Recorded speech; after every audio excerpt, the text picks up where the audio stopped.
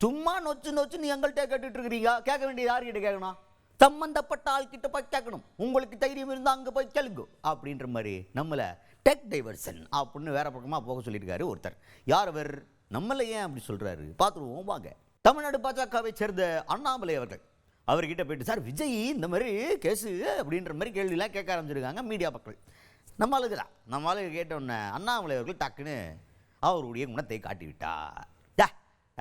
பார்த்தாலும் நோச்சுன்னு அண்ணாயா போகிற இடத்துலலாம் விஜய் விஜய்னு என்டையே கேட்டுக்கிட்டு இருக்கீங்க. என்ன விஜய்க்கு வந்து மவுத் பீஸா இல்லை அவருடைய செய்தி தொடர்பாளரா? என்டையே கேட்குற, போய் கேட்க வேண்டிய ஆள்கிட்ட கேளு அப்படின்னு நியாயமாக பேசியிருக்க. ஆனால் பேசுன முறை கரெக்டா அப்படிங்கிறது தான் இங்கே பிரச்சனை. அவர் தான் முறையாக பேச மாட்டார் அடிக்கடி. அதுதான் நமக்கு தெரிஞ்ச மேட்டர் ஆச்சுல.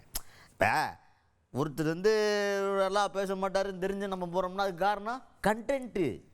ஐயோ அண்ணாமலை பார்க்காம நாள் ஒரு நாள் கூட சாப்பிட முடியாது, தண்ணி குடிக்க முடியாது, அப்படி கிடையாது. அவர்கிட்ட மைக்கை போட்டால் நமக்கு 4-5 விட்டுகள் கிடைக்கும். அந்த விட்டுகளை வச்சு ஒரு 4-5 நாள் எபிசோடை ஓட்டலாம். இவ்வளோதான். செய்தியை போட்டாலும் சுவாரஸ்யமாக போடணுமா இல்லையா? மக்கள் இதிலெல்லாம் நகைச்சுவை எதிர்பார்க்குறாங்க. அப்போ எதிர்பார்க்கல அண்ணாமலை விட முடியுமா? அதுக்காக எதிர்பார்த்து போனது.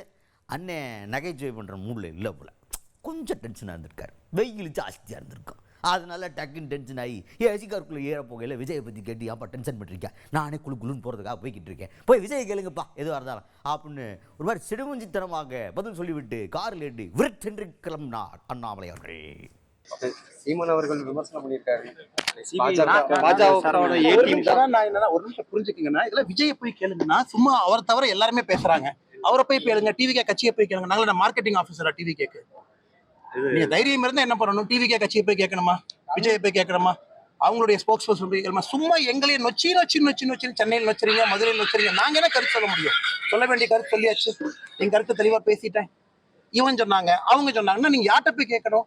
சம்பந்தப்பட்ட மனிதரை போய் கேட்கணும், சம்பந்தப்பட்ட கட்சியை போய் கேட்கணும்.